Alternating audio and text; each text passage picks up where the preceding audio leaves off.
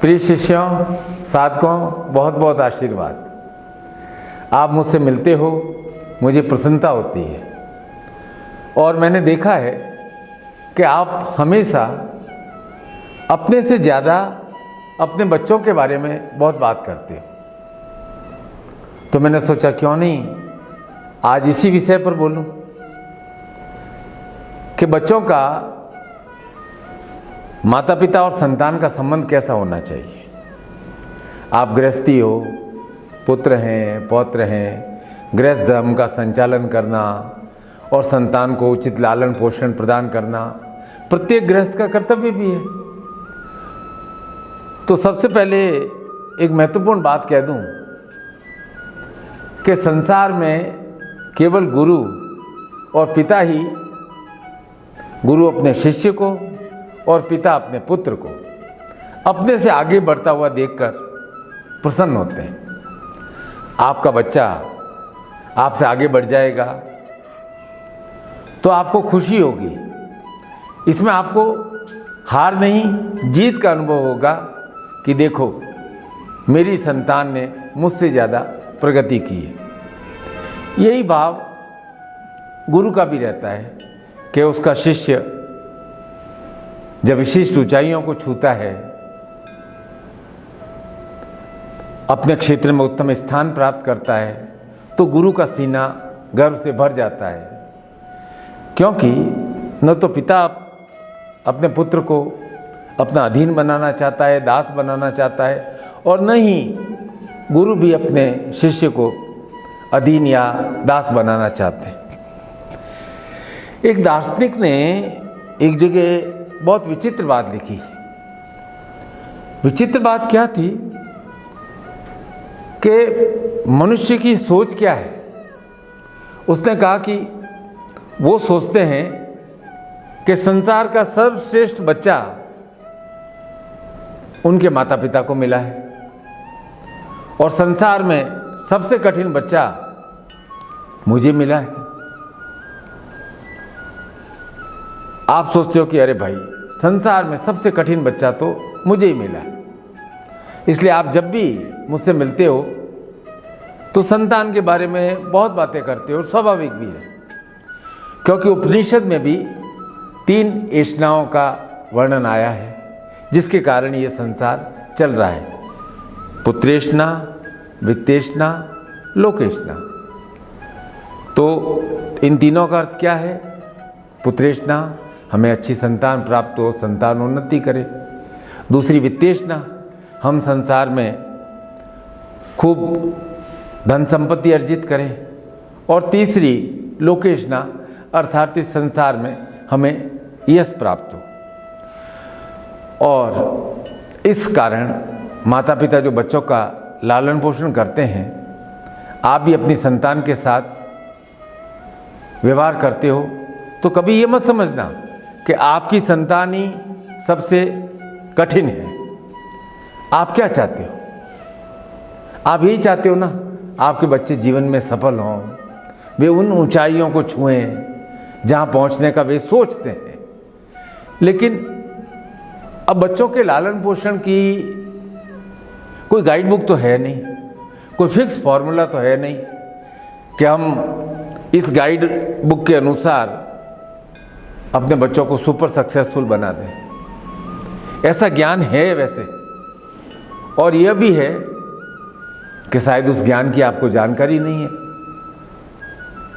तो जो मुझे उस ज्ञान की समझ आई है वह मैं आपको बात कहता हूं कि आप किन सिद्धांतों का पालन करें जिससे आप अपनी संतान के लालन पोषण से आपका बच्चा विशेष सफलता प्राप्त करे।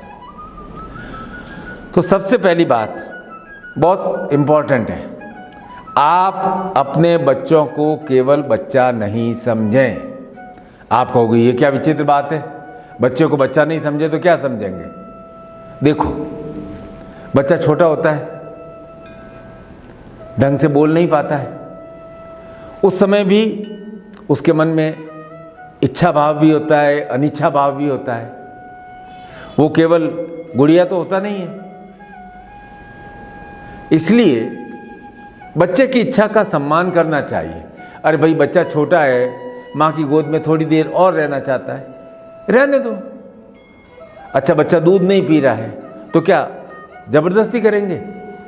देखो कोई भी शिशु है ना, भूखा नहीं रहता है। बात का अर्थ क्या है कि जो आपका शिशु है वह भी छोटा मनुष्य ही है। इसलिए आप जब अपने बच्चों से बात करें, संवाद करें, तो पूरे शब्द बोलें। पानी के लिए मम मम मम मम लेगा क्या, ऐसे नहीं। आप तो जो कहोगे, आप जो कहोगे बच्चा वही सीखेगा। इसलिए आप बात करें तो पूरे वाक्य के साथ संवाद करें। बड़ा हो गया है तो भी हाँ हूं में संवाद नहीं करें। गुस्से में हैं तब भी पूरी बात कहें, प्रसन्न हैं तब भी पूरी बात कहें। तो पहली बात संवाद करें। दूसरी बात, बच्चे के सामने सात्विक वातावरण बनाने का प्रयास करें। सात्विक वातावरण बनाना ही चाहिए, बच्चा हो या नहीं हो, लेकिन बच्चों के सामने तो विशेष है। आप छोटे बच्चे को भोजन देते हो तो मिर्च मसाले नहीं के बराबर डालते हो। ऐसे ही घर में जब छोटे बच्चे हैं तो वो क्या करते हैं, आपकी बातचीत, आपके विचार, आपका आचरण उस समय मर्यादित होना चाहिए। क्योंकि बच्चों में सीखने की प्रवृत्ति सबसे अधिक तीव्र होती है। जो वह देखता है, सुनता है, वही सीखता है। आपके बच्चे छोटे हैं तो आप ये जान लो कि आपका बच्चा हर समय प्रत्येक क्षण आपका मूल्यांकन कर रहा है, आपके हाव भाव, विचार का तरीका देख रहा है। वह बच्चा आपके वाक्यों को पकड़ते हैं। अभी मैंने एक कथा पढ़ी थी, सत्य नहीं हो तो अच्छी बात है, बहुत कड़वा सत्य है जैसी बात है, कि एक बार एक दंपति विचार कर रहा था कि माँ वृद्ध हो गई है, ठीक से देखभाल हो नहीं पाती है, दोनों नौकरी में थे। सोचा माँ को वृद्धाश्रम अर्थात ओल्ड एज होम में रख देते हैं। आपस में बात कर रहे थे कि माँ को कह देंगे 6 महीने के लिए विदेश जाना है, आप अकेले कैसे रहोगे, कैसे देखभाल करोगे। अब जब वो ये घृणापूर्वक बात अपने बेडरूम में कर रहे थे तो उनका 6 साल का बच्चा पास में सोया होता। उन्होंने सोचा कि वो नींद में, लेकिन बच्चा जाग रहा था। बच्चा एकदम खड़ा हुआ, बोला पापा पापा कल आप दादी को छोड़ने जाओगे ना, तो मैं भी आपके साथ चलूँगा। पापा ने कहा ठीक है बेटा, आखिरी बार मिल लेना। छोटे बच्चे ने कहा मुझे है ना वृद्धाश्रम का पता ठिकाना अच्छे से समझना है, कल जब मैं बड़ा हो जाऊंगा ना तो आप दोनों को भी वहीं छोड़ने जाऊंगा। माँ बाप एकदम अवाक रह गए, उनके साथ भी ऐसा हो सकता है, ऐसा सोचा ही नहीं था। सच बात यह है कि जब उन्होंने अपनी माँ के लिए ऐसी घृणित योजना बनाई तो आगे चल उनके साथ भी ऐसा हो सकता है, यह नहीं सोचा। अब देखो भाई, मेरी बात थोड़ी ध्यान से सुनो। बच्चों का लालन पोषण करते समय हमारे घर का वातावरण सात्विक संस्कारी होना चाहिए। और तो और माता पिता को बहुत ध्यान रखना चाहिए कि वे अपनी भाषा का ध्यान रखें, वे अपने साथ के कर्मचारियों के साथ जो आचरण करते हैं उसकी भी घर में यदि चर्चा करें तो बहुत सतर्क भाव से करनी चाहिए। यदि आप घर में गाली गलौज वाली भाषा का प्रयोग करोगे, यूज़ करोगे, तो आपकी संतान क्या सीखेगी। एक मज़ेदार बात सुनो। एक व्यक्ति की क्या आदत थी कि वो घर में अपने बॉस के लिए क्या है उल्लू शब्द का प्रयोग करता था।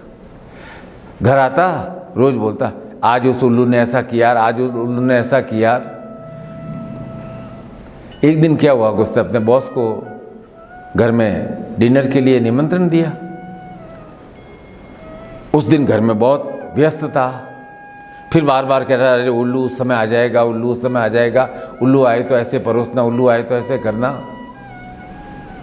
अब घर में सबसे ज़्यादा उत्सुकता थी उनके 7 साल के बच्चे को।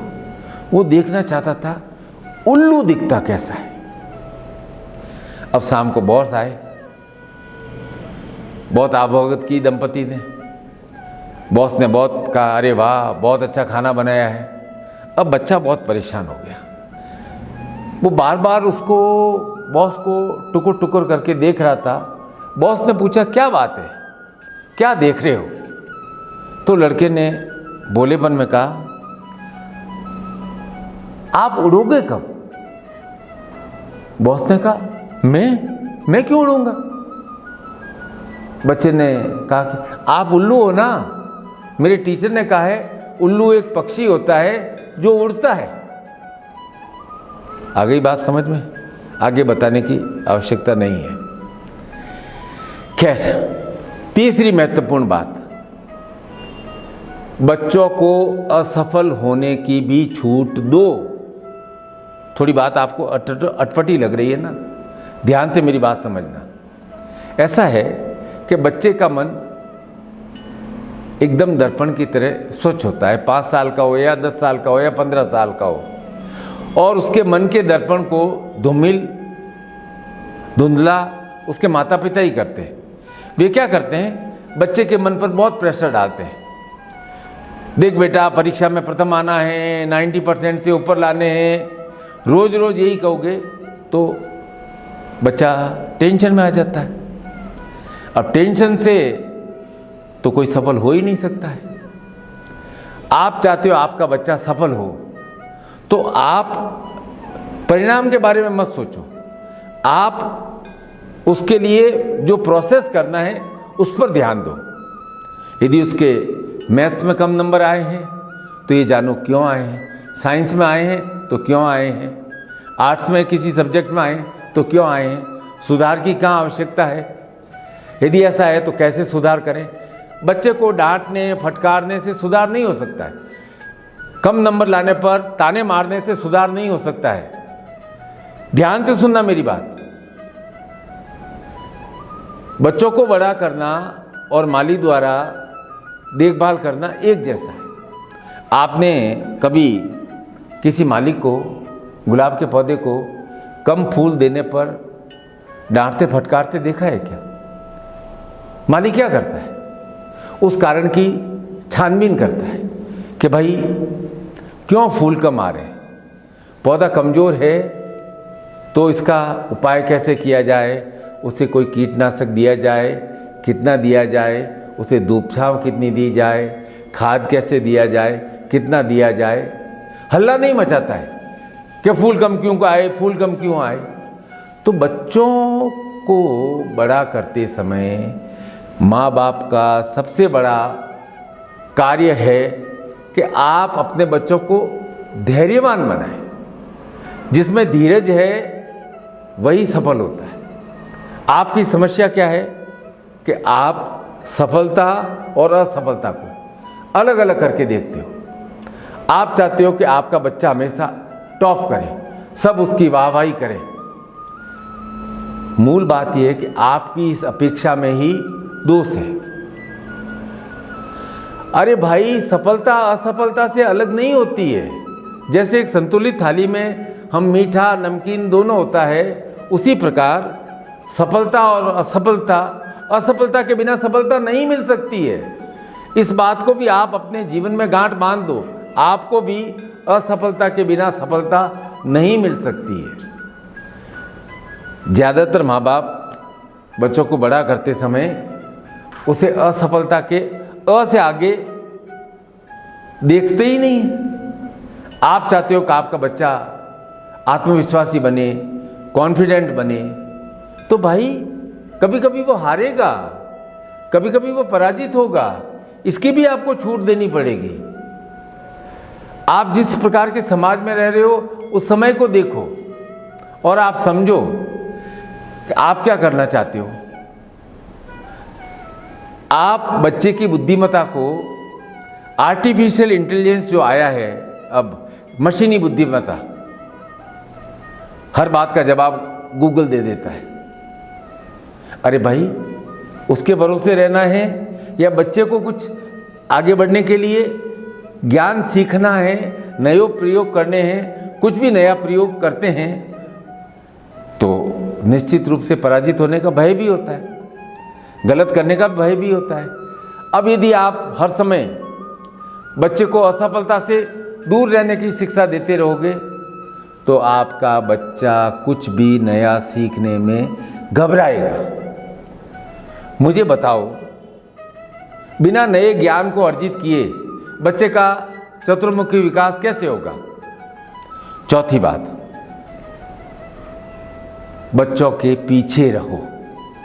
ये सबसे महत्वपूर्ण बात है। आपको बच्चों के आगे नहीं रहना है, बराबर भी नहीं रहना है। जैसे जैसे बच्चा बड़ा होता जाता है आपकी भूमिका उसके पीछे है।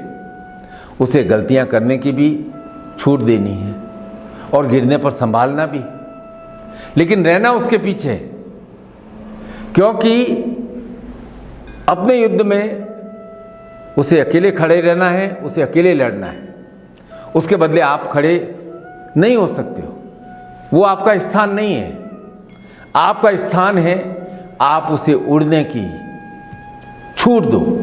जहां वह गलती करे उसे संभालो, उसे सांत्वना दो, परंतु उस पर क्रोध मत करो कि देख मैंने तो तुझे कहा था, तूने मेरी बात नहीं मानी इसलिए ऐसा हो गया। अरे भाई, कुछ भी नया सीखने की प्रक्रिया में बच्चे गलती तो करेंगे ही ना। गलती करना जरूरी है, बिना गलती किए कोई सीख नहीं सकता है। एक माता पिता के रूप में आपका कार्य क्या है कि बच्चे को समझाओ कि वो अपनी गलतियों से सीखे और गलतियों को दोहराने से बचे। आपकी बात बहुत सही है कि बच्चों को बड़ा करना बहुत मुश्किल है गुरुजी, बहुत मुश्किल है। अरे भाई, मैं कहता हूँ आपका काम उसे सिखाना है। आपका काम, या तो आप क्या करते हो, केवल उपदेश देते हो या केवल डांटते हो। ये आपका काम नहीं है। आपका काम उसे सिखाना है। आपका काम उसको टॉन्ट मारना, कटाक्ष करना तो बिल्कुल नहीं है। आपका व्यवहार देखकर ही बच्चे सीखेंगे। यदि आप डांटते रहोगे, टॉन्ट मारते रहोगे तो वो आपसे बातें छुपाएंगे। मैं आप सभी के बच्चों के सुखित भविष्य का आशीर्वाद प्रदान करता हूँ। देखो, बच्चों में तो सुधार से पहले माँ बाप में सुधार की आवश्यकता है, ऐसा मेरा मानना है। बहुत बहुत आशीर्वाद।